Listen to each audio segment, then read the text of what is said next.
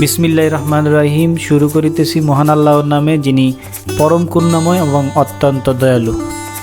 আজকে আমরা এসেছি চাঁদপুর জেলার হাজীগঞ্জ থানাধীন বলাখাল থেকে অনেকটা ভেতরে বাংলা বাজারে অবস্থিত বাইতুল লতিফ জামে মসজিদ, যেটি অত্যন্ত সুন্দর এবং সুদর্শন মসজিদ। একটি মিনার ও একটি বড় গম্বুজ বিশিষ্ট মসজিদটি, যেটা অবস্থিত আব্দুল হালিম পাটোয়ারি ফাউন্ডেশন কমপ্লেক্সের ভেতরে, যার প্রতিষ্ঠাতা ডক্টর এম.এ. হালিম পাটোয়ারি। অত্যন্ত সুন্দর এই মসজিদটি দেখার জন্য আমরা এসেছি।